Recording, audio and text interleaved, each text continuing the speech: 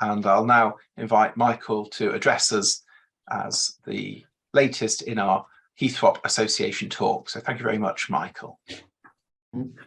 Simon, thank you very much indeed. And I'm thoroughly enjoying the evening so far, I have to say. It's lovely to see so many familiar faces.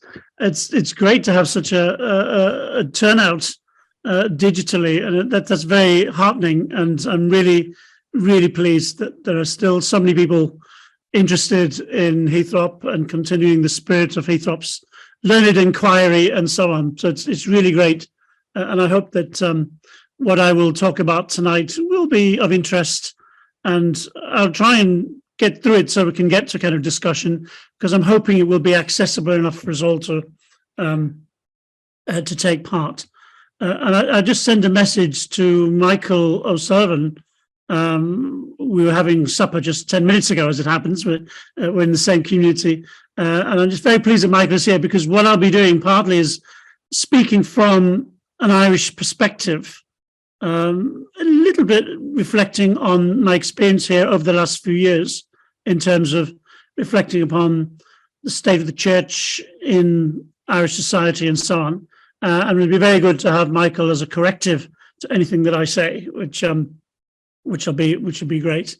And to that extent, I suppose what I would want to say is that what I'll talk about tonight is really a bit of recycling. I'm being very green.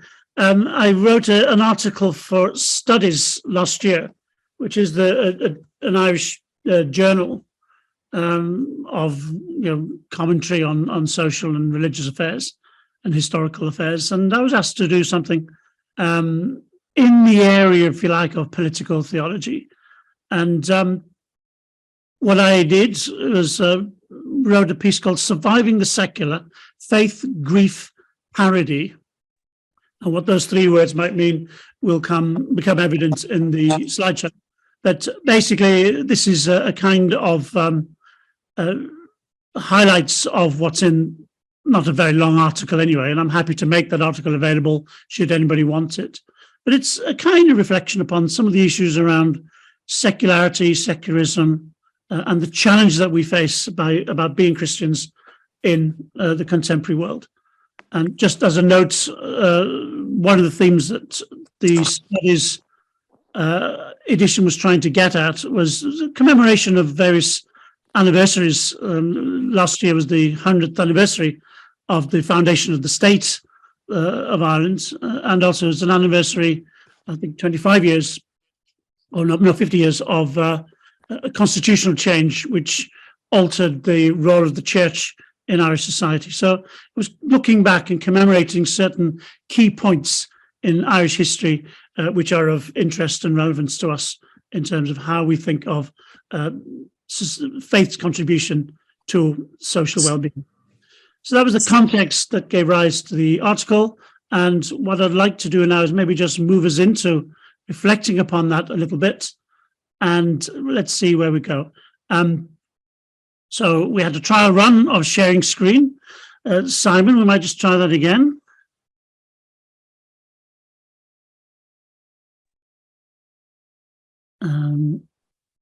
So what do I need to do? You'd think we'd know these things by now, wouldn't you? I think it's all enabled on my side. Right, so can we see anything there? Not yet. Not yet. Hmm.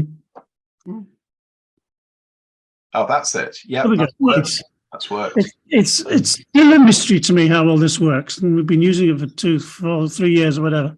But never mind. Good, right. And I won't spend all the evening on the PowerPoint, but it's just something for us to look at and pull up some of my main points. So the title that I agreed with Annabelle was Hope-Filled Christianity in a Post-Christendom, Post-Secular Society. And I think the key is in those two terms.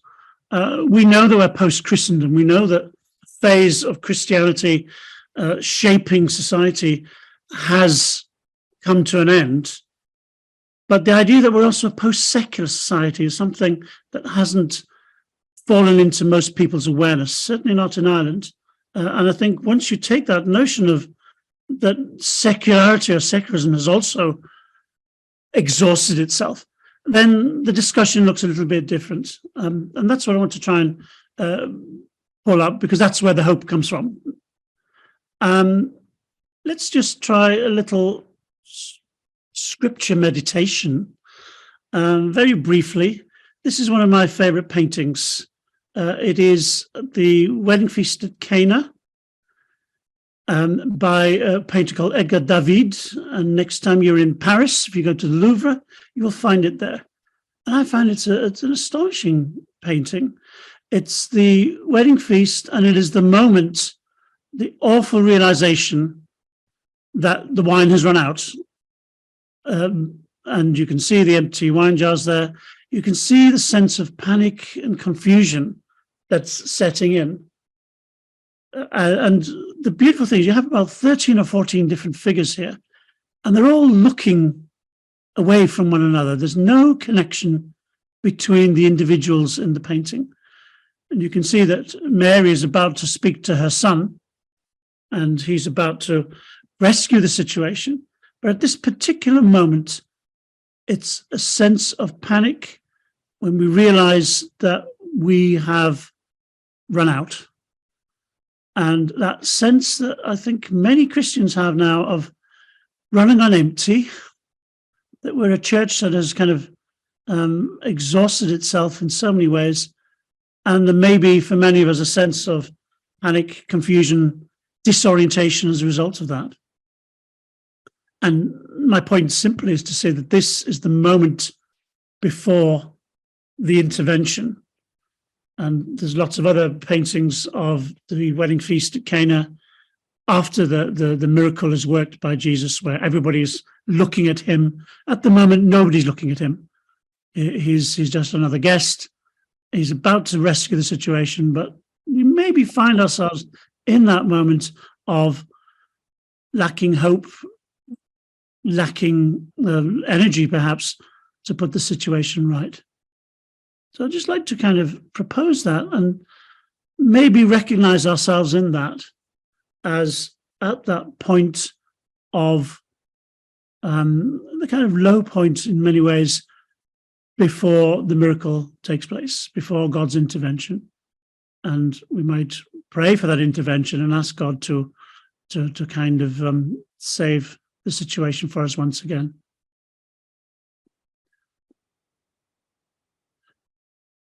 I'm putting up these two scripture quotes.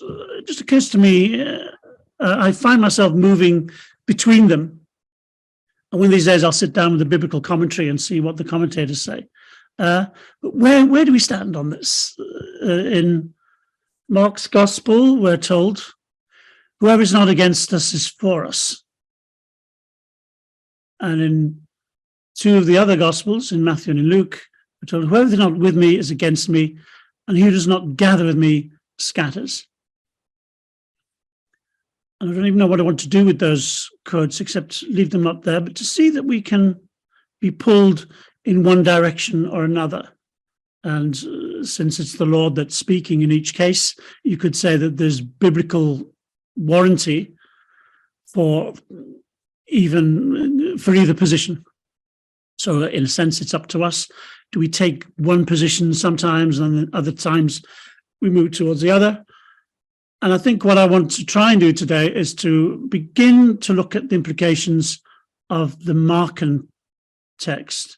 Whoever's not against us is for us, that there may be resources outside of ourselves, within our society, that we can draw upon, and that there is no need for despair, there's no need for kind of setting ourselves up over against others. And we'll be picking that up a little bit later on. So there's just a kind of moment of, I don't know what you call that, meditation or just reflection before we begin. Right. One or two of these slides are a little bit wordy. I apologize for that, but I'll try and just zip through them. This is part of a project which I'm beginning to just frame in my mind. And it's around theological euphemism. And I'm rather grandly calling it a political theology project. And it's about speaking well. The word euphemism means speaking well.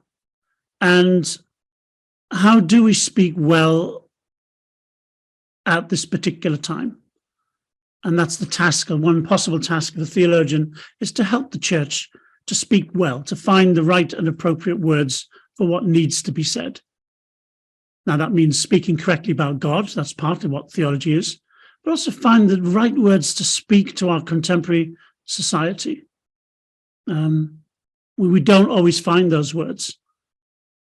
Very often, the church finds itself speaking euphemistically in the bad sense, where euphemism means avoiding or understating a situation.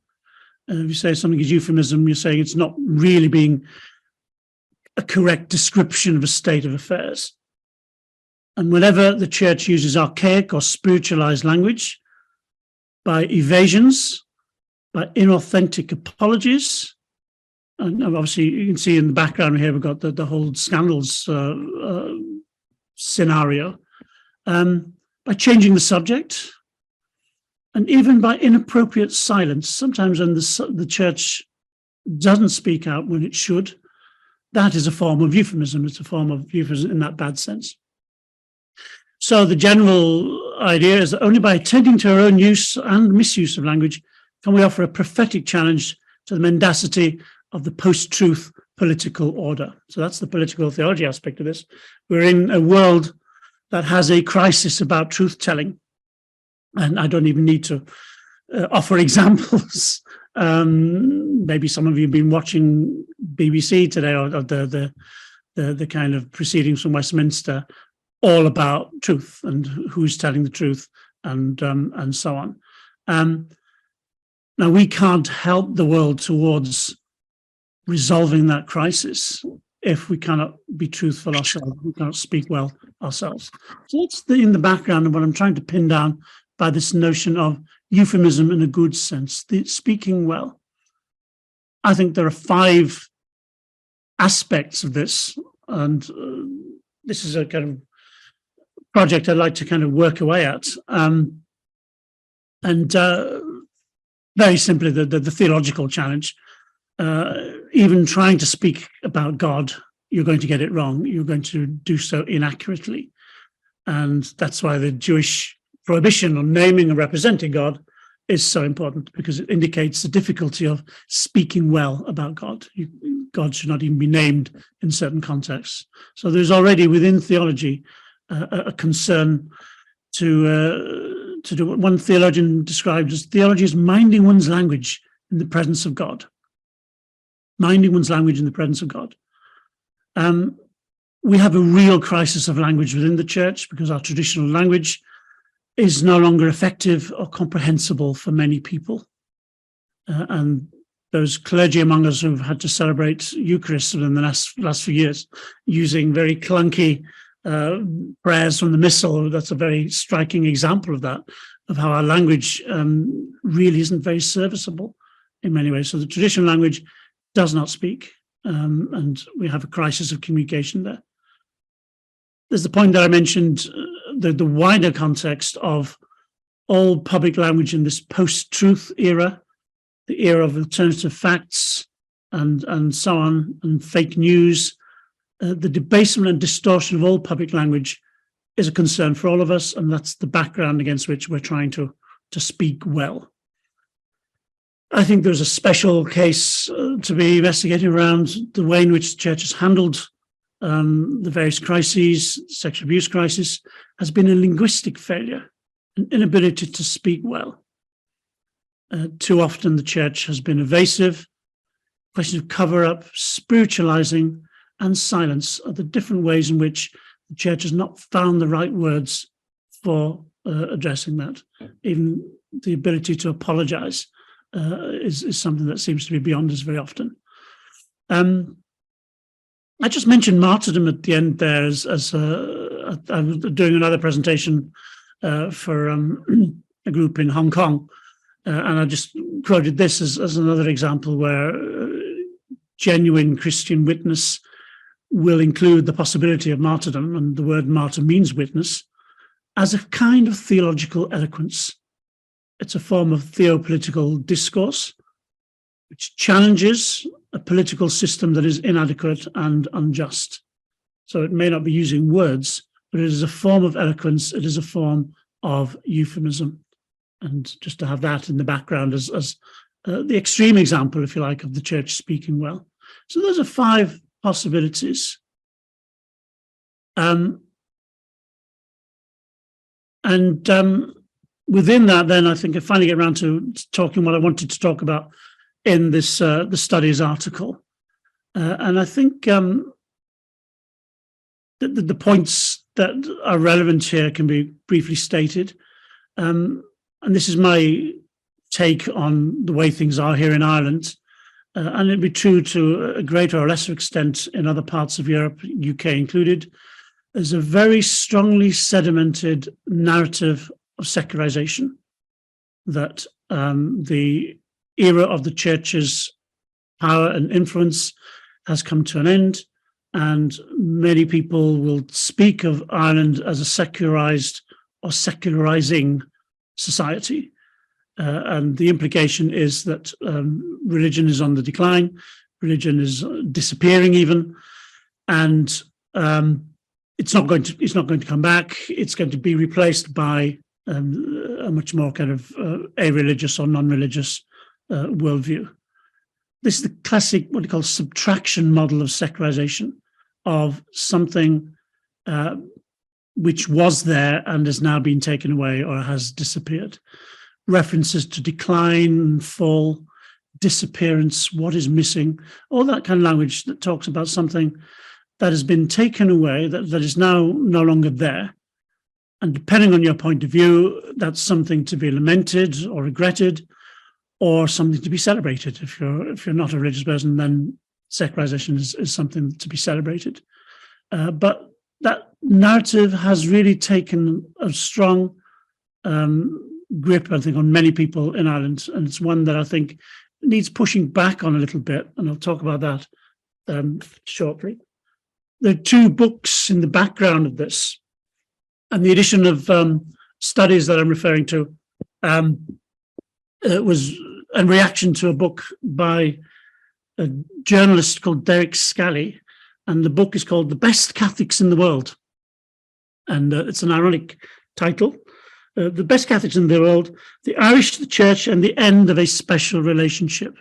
And it's caused a lot of interest, and broadly speaking, it's been well received. There are some people who find it a little bit journalistic, but it's an attempt to try and chart the changed relationship with the church over the last 30, 40 years. And the author, Derek Scally, is very much in a kind of liminal space. He's someone who, I think he's in a secular space, but he regrets the loss of Ireland's Catholic Christian roots, and he finds that something to kind of puzzle over as to how it happened, and he expresses a need to grieve. He doesn't talk about that, but as someone brought up a Catholic himself, he finds that there's something here that needs to be talked about. So he's not by any means simply celebrating the end of Christianity, but he's lamenting it, and he's finding it very problematic to work his way through. And the book struck a chord with an awful lot of people, and it came out 2 years ago, something like that.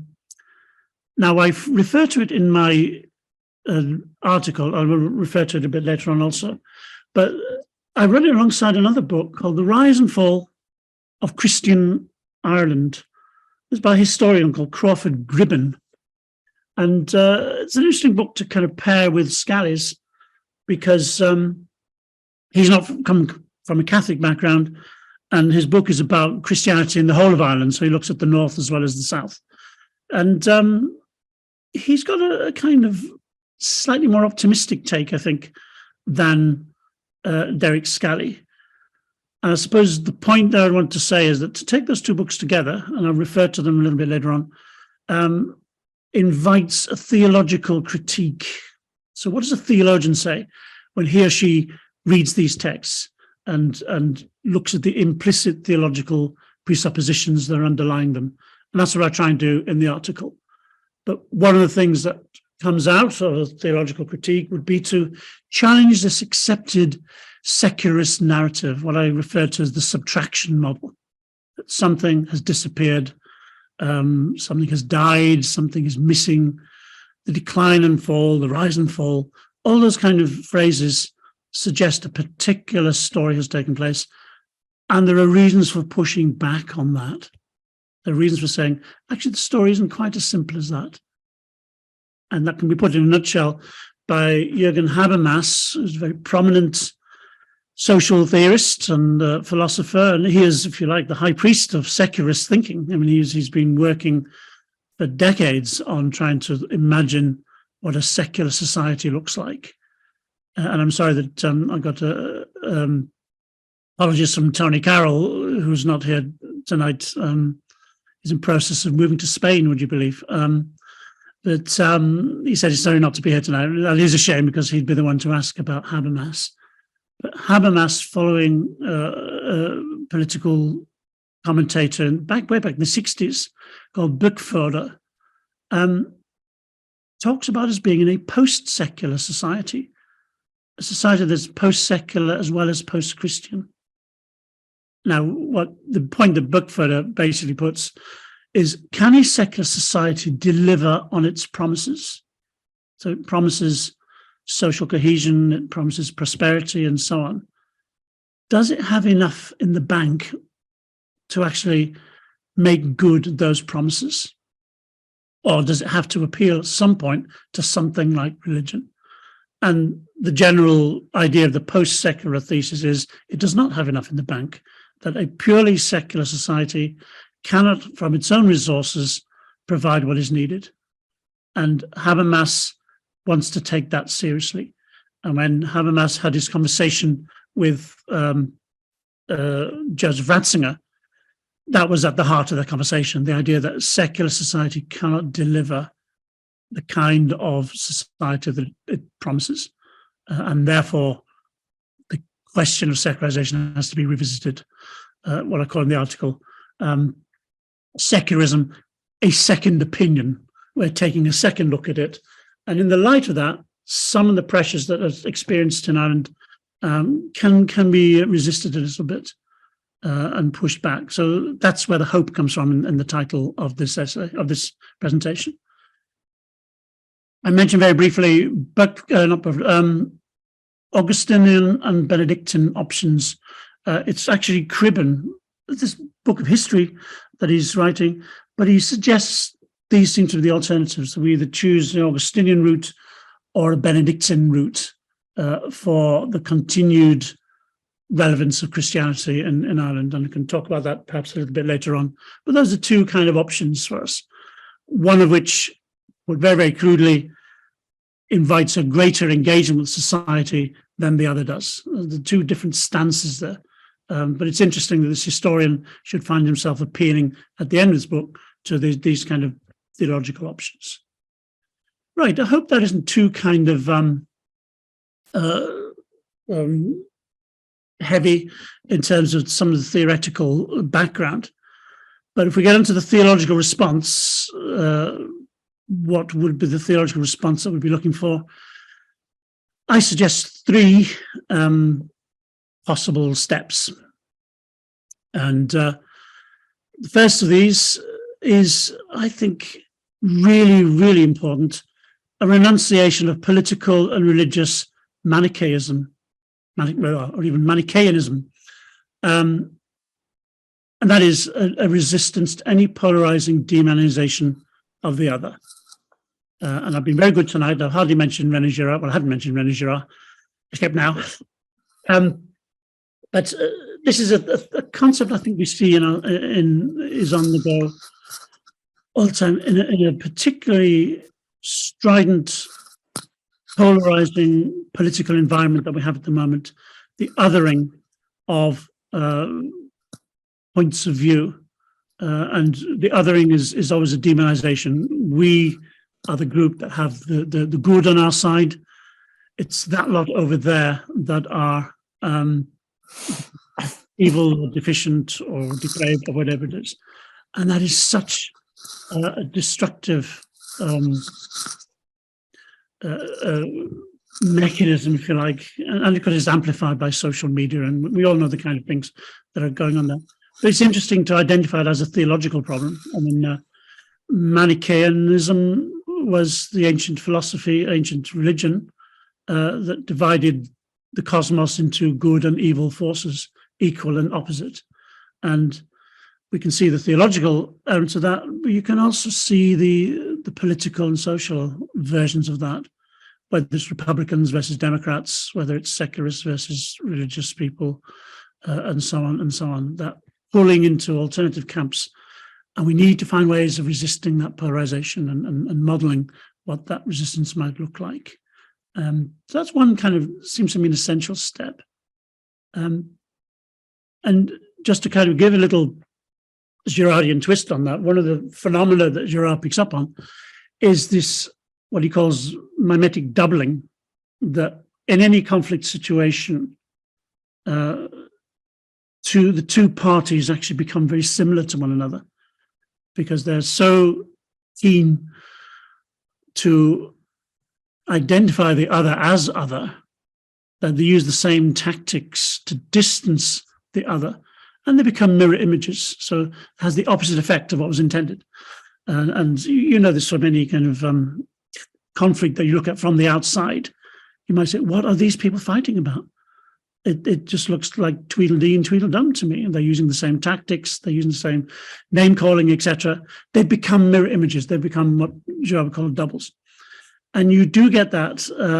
Sometimes you get both sides saying the same things. So many religious people in Ireland feel that they are marginalized and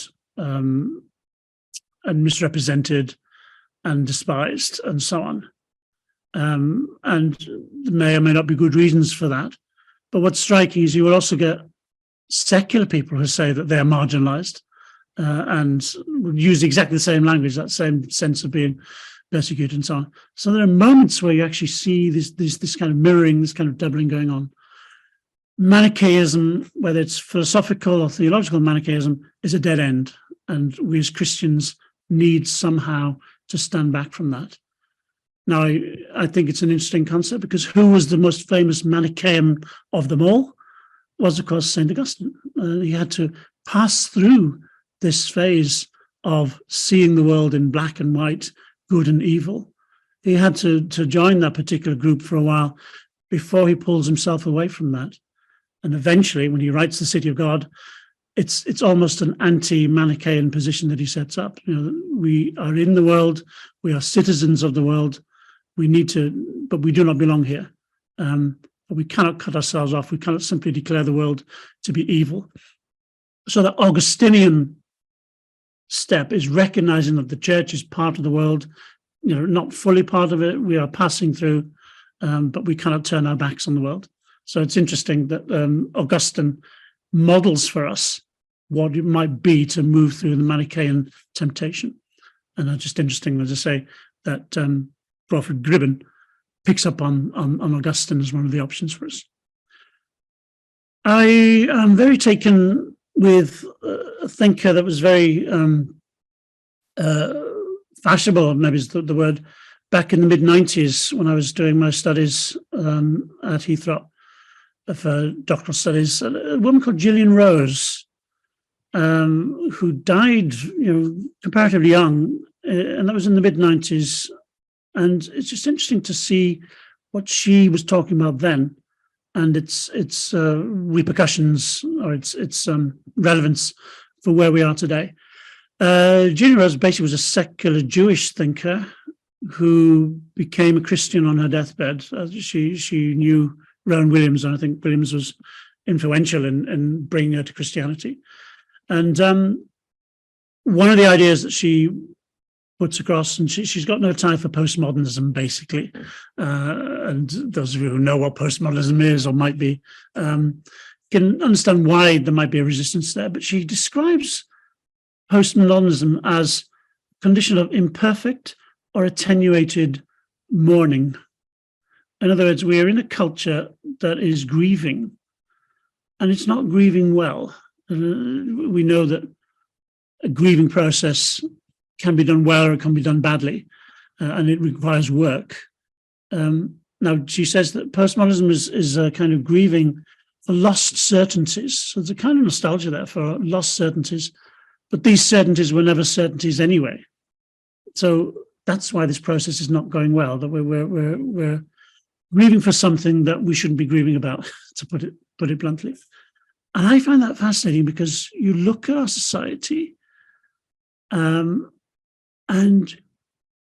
you see a fair amount of depression, a fair amount of pessimism about truth and possibilities of social cohesion or conviviality. We seem to be giving up on so many of those ideals. There's a lot of anger. Where's all this anger around come from? You know, the vitriol that there is on social media and so on. So those are all expressions, perhaps, of something that's deep-seated in that. And I think there's something very, very interesting in that notion of attenuated mourning. And I was at a seminar this afternoon where this was picked up, with the whole idea of climate grieving. How do you cope with the sense of loss that comes with taking the climate challenge seriously? And also the whole COVID experience and a time when we hadn't been able to properly work through that and grieve through that.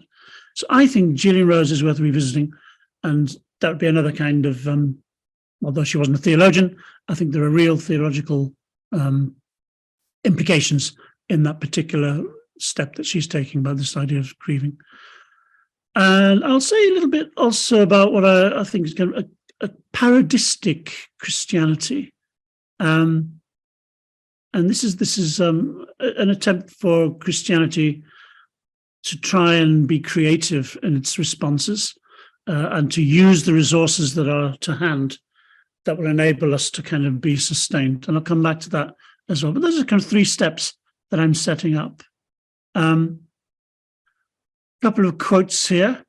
This is the conclusion from Crawford Gribben, the book, The Rise and Fall of Christian Ireland, as it came out a couple of years ago. Well, past as Christian Ireland is finally over, and Christians should be glad, because the church had way too much influence. It was basically a kind of theocracy, and we should be rejoicing that, you know, things have been freed up. What is past as Christian Ireland is dead. But that does not mean to say that Christianity will not take new forms, and he explores those. So its critics cannot relax any more than believers ought to despair. I think it's just a kind of declaration that, you know, the story isn't over. This secularist narrative that we're trying to push back on, that can be challenged. There's no guarantee that's an accurate narrative. And so we're looking for signs of hope. And then Gribben, as I say, is kind of fairly neutral in his account, quite sympathetic in many ways, but he's saying maybe the story is not over yet. And then there's that quotation there from Gillian Rose: postmodernism, despairing rationalism without reason. Despairing rationalism without reason. Very interesting, very suggestive thinker, who I think could take us a long way. Now, I just want to kind of conclude. Obviously, this is spelled out a lot more in the article. I was very inspired and intrigued and disturbed by this quotation from Georges Bernanos, The Diary of a Country Priest. Many of you will know that novel. And this is a very prominent, very famous French Catholic writer. And his declaration somewhere in that novel along these lines is a very interesting one. The church is not only a kind of sovereign state with laws, officials, armies, a moment as glorious as you please in human history. The church is on the march through time, as a regiment marches through strange country, cut off from all its ordinary supplies. The church lives on successive regimes and societies, as the soldiers would from day to day on the inhabitants. Now you can see it is a disturbing image, and I know that I'm a Jesuit, and Jesuits are into military imagery, But especially in the light of the fact that there's warfare taking place in Europe as we speak. So it's an unsettling image, but it's an interesting one. So basically, the church it's a kind of polity, it's a kind of state, but it's also comparable to a regiment that's trying to survive in no man's land or in strange territory, and it relies upon the resources it has to hand. There's implications there of coercion as it takes its resources from the inhabitants. But laying that aside for a moment, just to see that sense of a church that feeds itself, or almost parasitic in a way, a church that feeds itself off the society and survives by learning how to do that. Now, I think that's an interesting image because it suggests a church on the move. And maybe Pope Francis, when he talks about the church as a field hospital, maybe that's a more benign version of the same image. But that sense of the church being resourceful to pick up on the resources to hand. And that, once again, changes. What would that mean? As I say, it echoes Francis' more benign conception of a mobile field hospital. In both cases, the church is on the move. Now, it's interesting that Francis doesn't, well, he may use the mobile field hospital, moving around. But he also has maybe his version of the same idea. Is he speaks of a kind of polyphonic resolution of the church-state dilemma, because he talks constantly about time being greater than space. And what does that mean? You have to try and tease that out of his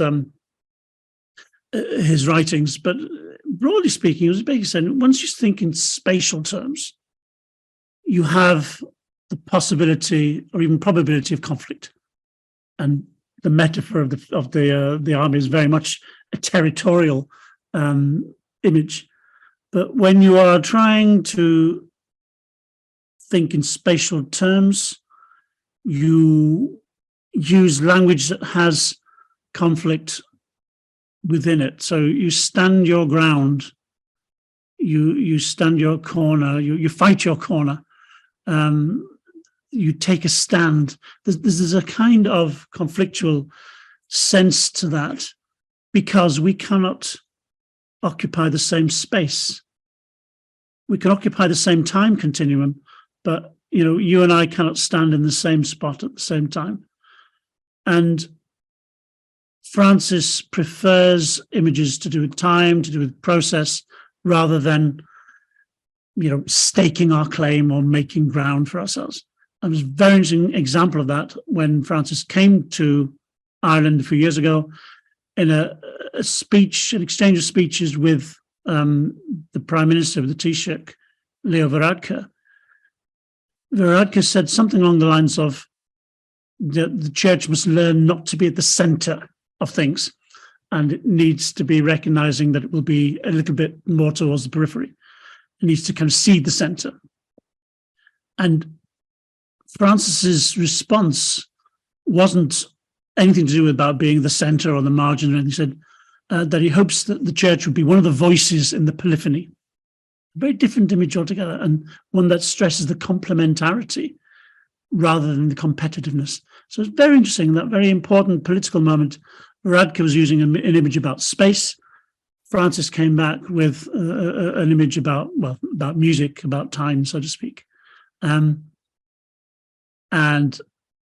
very interesting, therefore, this is where the parody comes in. I don't know if there's anybody here who's musical, but the parody mass is the name that's given to a musical setting of the mass, typically from the 16th century, that uses multiple voices of a pre-existing piece of music, such as a fragment of a motet or a secular chanson, as part of its melodic material. So you have mass settings that originate as secular tunes, and they're taken up by the church and by church composers to be used in worship. And I think in this, the fuzzy bit of my talk, I'm not quite sure what that would mean. How do we use the resources in our society paradistically? In other words, creatively incorporate them, recognizing that those who are not against us might conceivably be for us. And I finished the papers by saying parody openly acknowledges a relation of dependence, a derived inspiration which is not subservience or slavish imitation. It also implies humor in its modern usage. Parody is an element of humor, and we need that also. And when Pope Francis visited Ireland, he spoke to the Jesuits, very kind of fraught occasion, his visit here. He was asked, what keeps you going? And he said, a sense of humor. And it's worth remembering that's part of the deal. Its Renaissance usage, the word parody implies an easy cooperation between sacred and profane, resulting in productions of astonishing beauty.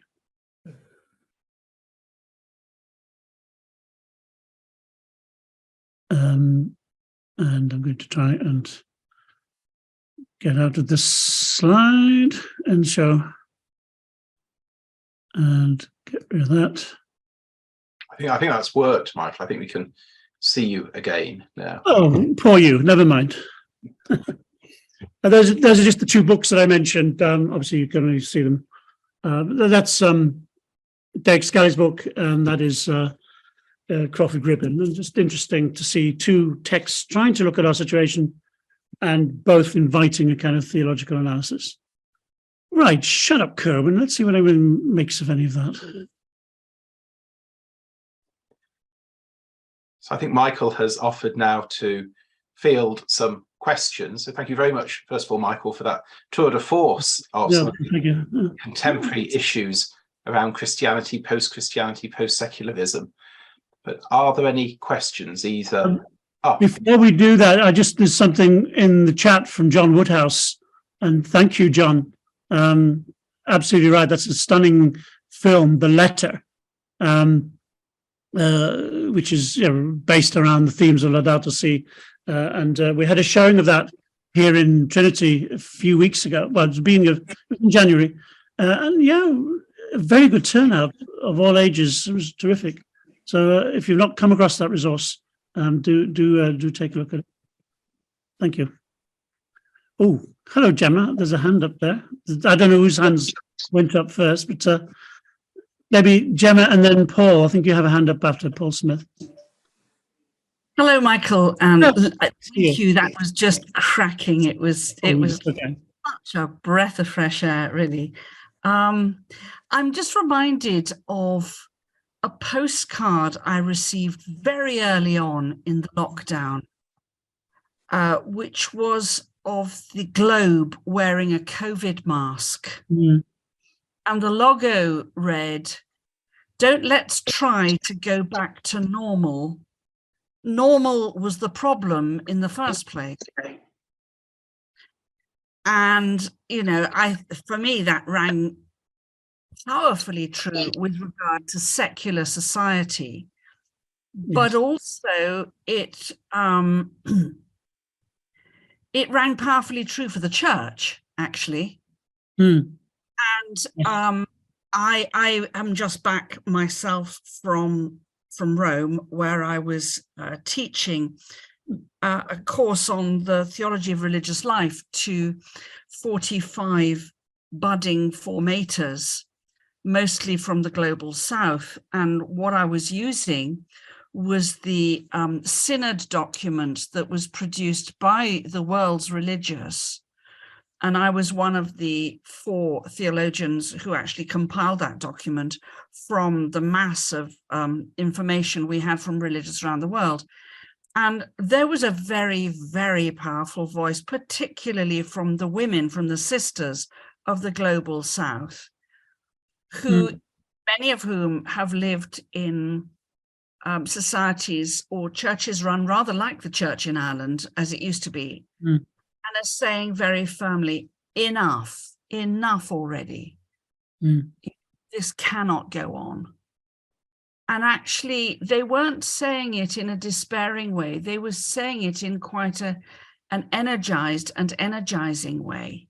Mm, No, and I think you make the point that it can be profoundly, disconcerting for people, whether in society or in the church, that things ain't what they used to be.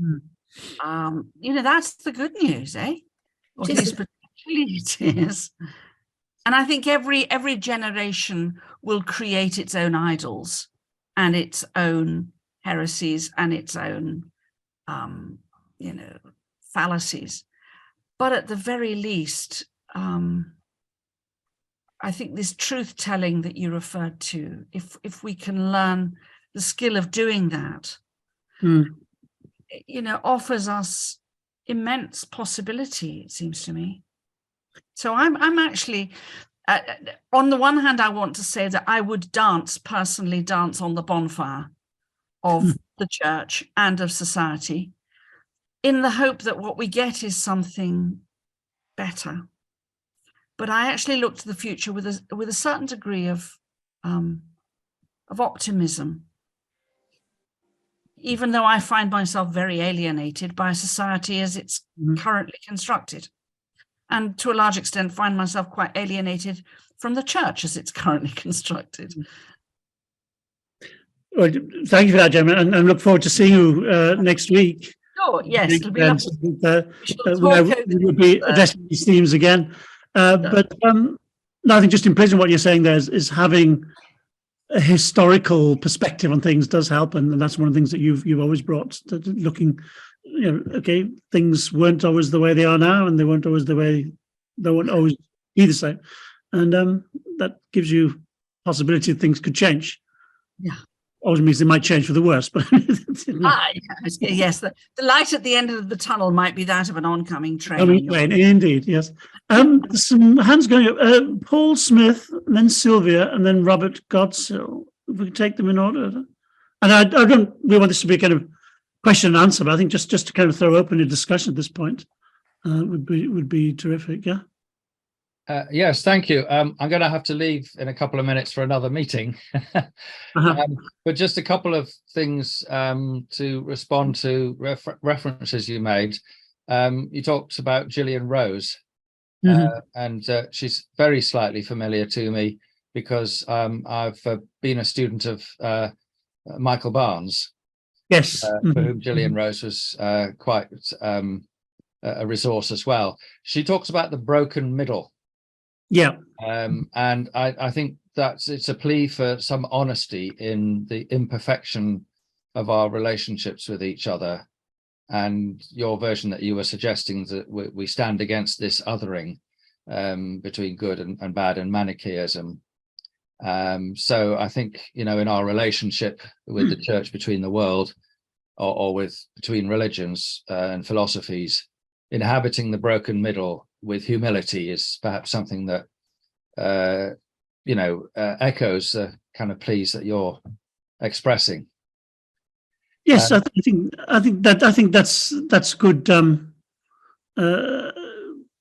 link there. I think that she does. There's a quote that she's uses about sitting in hell and not despairing, or something. Yes, something like it's that, very powerful. Don't panic. The other thing is, in a sense, to thank you for enlarging something I'm beginning to feel my way towards, a particular instantiation of where our society might be. It's very interesting for me as a Anglican priest to attend funerals that are taken by civil celebrants. Right. Not humanist ones, but just simply civil celebrants. Yeah. And at a recent one, I found myself thinking there's some kind of nostalgia going on in what the civil celebrant uses as a material for this ceremony.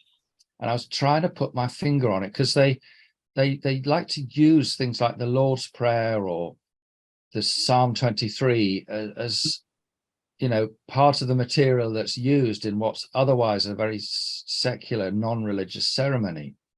And I was just trying to work out what's going on, why is it like this? And the furthest I got was that it's a kind of nostalgia for past religious faith and past religious certainties. And so I've realized that in a sense, as I've said, is an instantiation of the kind of wider context that you've helped us to, to think about and that you've articulated for us. Yeah. An attenuated grieving, as you've mentioned as well. So thank you very much. I'm going to have to duck out now and go to my other meeting, but I just wanted to try and get that in before I had to leave. Okay, thanks so much, Paul. Good luck. Sylvia and then Robert. And I'm not sure if I'm seeing, obviously, there's a whole bank of faces here, so apologies. You might have to put notes in the chat or whatever. But yeah, Sylvia. Super talk, thank you. And I particularly like the slide on challenges. I hope to be able to access that again. I was rather concerned way back in 2000 when the church announced that it was going to embark on evangelization. I mean, it's not really the right word, is it, for the 21st century? And I was speaking not so long ago to the head of evangelization at Westminster Cathedral. And one of the books that he recommended, which is based on Rick Warren's The Purpose-Driven Church. I don't know if you've read it, but it's Divine Renovation, Bringing Your Parish from Maintenance to Mission. Right. And it's a very modern, forward-looking book. I wondered if you'd read it and if you had any opinions on it. No, I'm afraid I haven't read it, so I can't opine. But right. Yeah, I think it's well, my general feeling is letting 1,000 flowers bloom. And there's one of the questions about, do I see any signs of green shoots? And they're always green shoots. And I don't know whether Michael wants to talk about Ireland specifically at this point, but yeah, I think it's interesting that, sorry, I just said that word renovation. I'm just very conscious that those of us involved in this synodal process, which you could say in many ways is about getting Vatican II back on track, and the whole importance of aggiornamento, of being up to date, making the building fit for purpose again. I don't know that phrase. So yeah, certainly that language of but allowing God to build a house, not something that's a human project. I don't know. Do you have any comments on that? And harness the young to speak to the young. Yeah. I just feel that we're not working with the Holy Spirit enough. We are commanded to go out and evangelize, aren't we? And somehow we really haven't got it right. Do you agree? Well, we clearly haven't got it right. I suspect we need to put a lot more thought into pre-evangelization and preparing the way for the gospel. I am pretty sure that I am not going to be around to see anything of the harvest that my own work might be sowing, but I hope that I am sowing something that others will reap. But yeah, I think taking that longer view, that's the process par excellence of when Francis is initiating processes, sowing seeds that maybe won't flower for a long time. Because just to finish, if I may, I worked for a short while in Parliament, and there were 12 bishops in the House of Lords, but I have to tell you that the secular society was a lot more proactive at lobbying than they ever were. And that is a sadness to me. So we just need to think, as you say, starting pre-evangelism a little bit better. Thank you. Thanks very much. Firstly, we have Robert, and then there are a couple of points in the chat that I'd like to pick up as well. And there's probably loads of other people trying to get attention, but maybe Robert, and then I'll come to the chat, and then Zeba. It's you again, Zeba. Okay, I've just unmuted. Elements on disappearance of religion, the subtraction model, and also post-secular. I happen to be in France at the moment.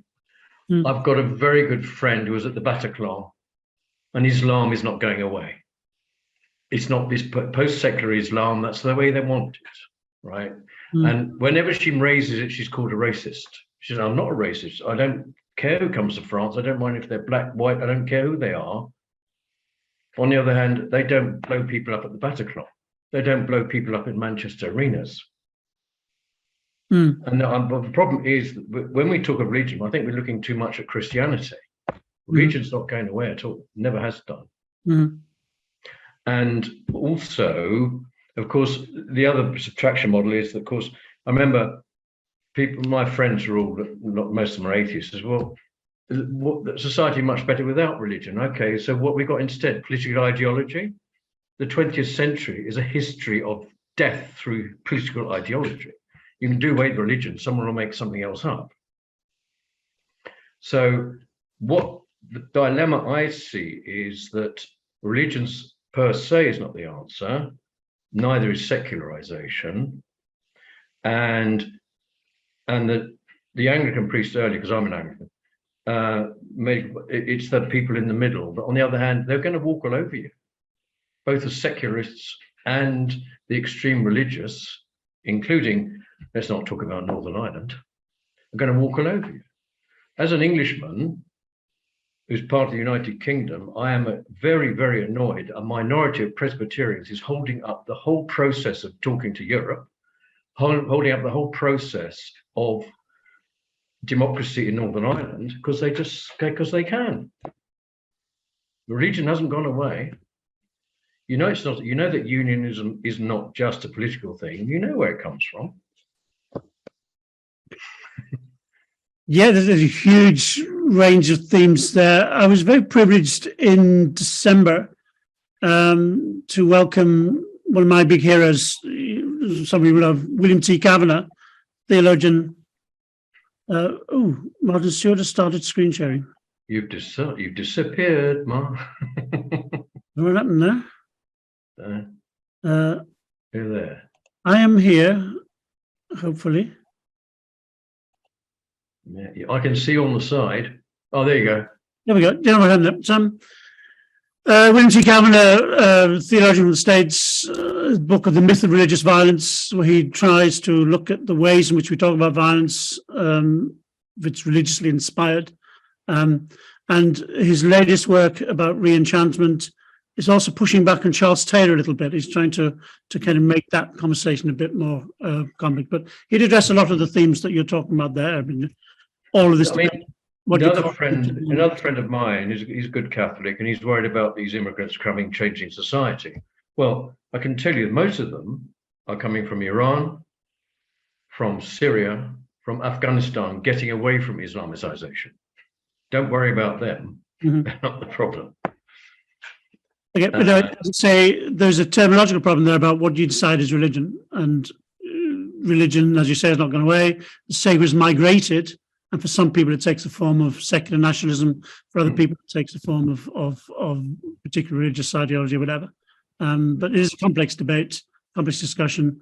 And I recommend Kavanagh's work as somebody who takes us through. Yeah, I'll do that, yes. Yeah, okay. And just briefly comment on some of the comments that have come in. Right, so there's some new Walter, great to see you, Walter, challenging the Berlin image, and that's fine. More the German armed forces in East Africa in World War I, where a tiny force had to defend a vast area which was invaded by the Allies. Well, I'm not sure which military metaphor we want to go for, but that's every metaphor has its limitations, and that's fine. The question about do we see any sign of green shoots in Ireland, or is Christianity completely dead? Well, it's certainly not completely dead. I don't know whether anybody wants to comment on that question. I mean, whether Michael, you want to come in on this point, or? Okay, Michael, thanks. Well, as you know, I've been working in the field of spirituality now for a number of years, and there are certainly green shoots showing there, because a lot of the people who perhaps have become disillusioned or disenchanted or depressed or whatever with church and theology even, and faith and religion, they're finding in spirituality a more hospitable place to do the search for what is the meaning of life for them. And how life can kind of give them more energy and hope into the future. So I think the spirituality and the study of spirituality, not now just something, say, in prayer houses or retreat houses or whatever, but in universities, in higher education institutions, which is how we're working it, people want to study it at that kind of level and in that kind of way. And it's a serious discipline, a rigorous study, and that's why a lot of people are finding hope to look at some of these issues, because theology is turning off a lot of people, quite honestly, in Ireland, because it's seen as clerical, male, and very controlling, prescriptive, whereas spirituality is seen as a more hospitable place that's a bit more open-ended and a bit more welcoming.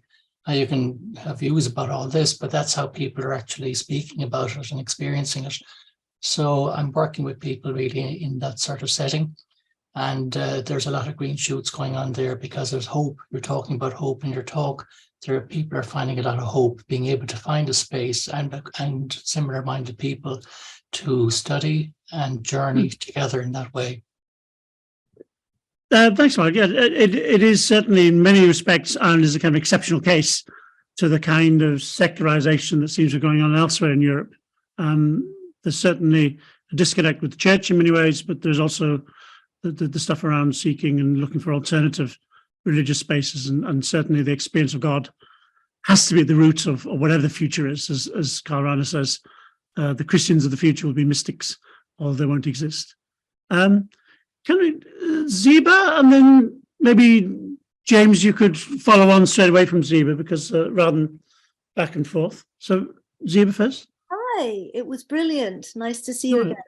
Yeah, it was really interesting. Yeah, I just want to say that I think it's essential that the church remain integral to its purpose, that it isn't too diluted, because it is about the fulfillment of all the other religions, or at least that's how I experienced it when I was baptized after long study.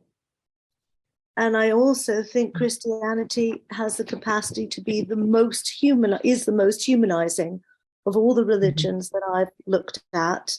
And it's critical that we retain that humanness, particularly at the moment, because of artificial intelligence, because of, genetic engineering, because of all these things that are pulling us away from our humanness and that really do present a very great threat to us. So, thank you. I'll just respond in a moment, but maybe James could just bring you in on this. Sure. Michael, thank you very much indeed.